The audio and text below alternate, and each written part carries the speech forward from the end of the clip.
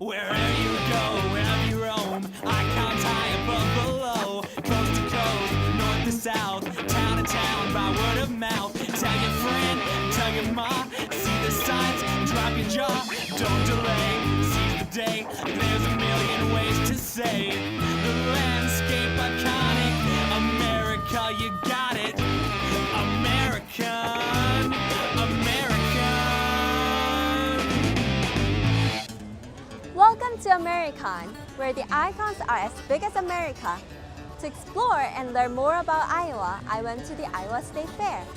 Did you know that the Iowa State Fair has been ranked as the top 10 places where America goes to have fun? On this episode of AmerICON, we will venture to the fair to feature fair heritage, the role of agriculture, and the top 5 places to see at the fair. Now, let's have some fun taking a look how the fair came to be what it is today. The Iowa State Fair hasn't always been located in Des Moines. It has traveled all over the state of Iowa. We call it the Fair in Translation, or the Fair on Wheels, and it started in Fairfield in 1854. Actually, the society had met in 1853 and determined we needed a fair, Iowa needed a fair, and so that's the way it started. And then in 1856, it moved to Muscatine. From Muscatine, it went to Oskaloosa, and from Oskaloosa, it was at Keokuk, it was at Clinton, it was Dubuque, Iowa City.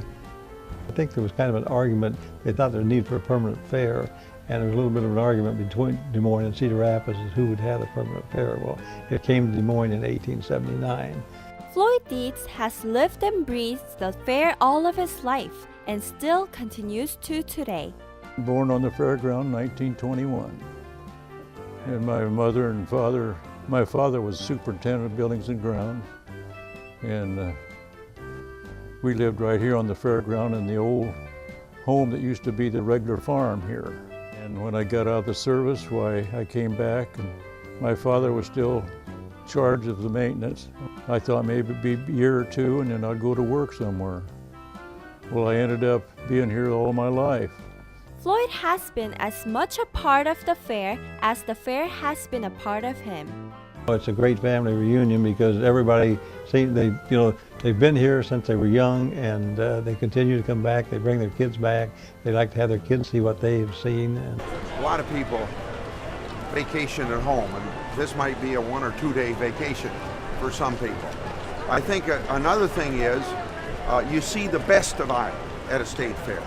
And I think Iowans, whether you go to the state basketball tournaments, state football tournaments, whatever you do, I think people want to view the best of Iowa, and you see it at the state fair.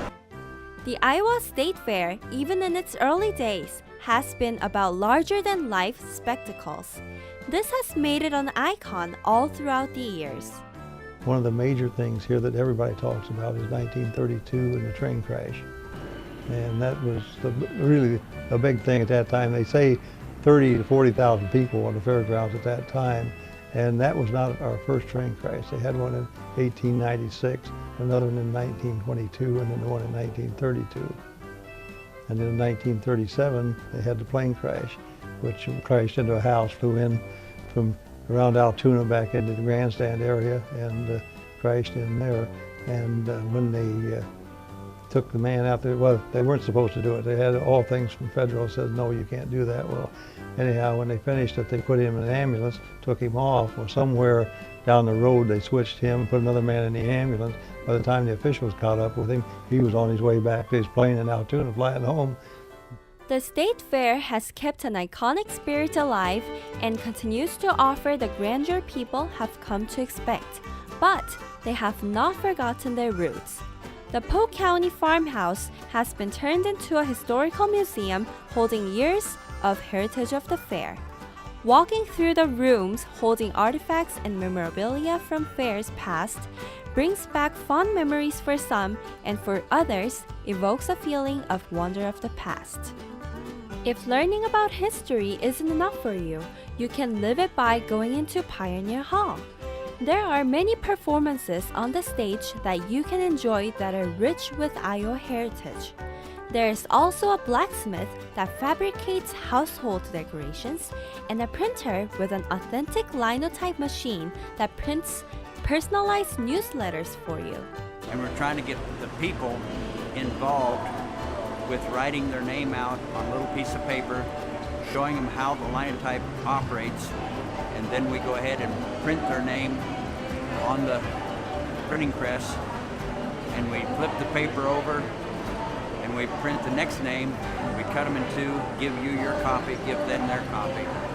All of a sudden, it seems to be, the history seems to be the big shows, and and I'm not, from the farm myself, so if other people think about this is the only thing they have out here, is the farm aspect, the agriculture aspect, and the animals.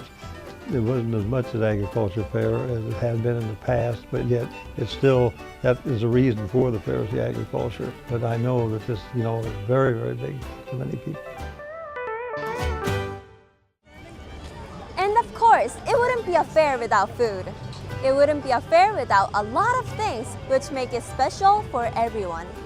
Whether it's the food it sticks with you, or the butter cow that's like no other, there's something for all ages.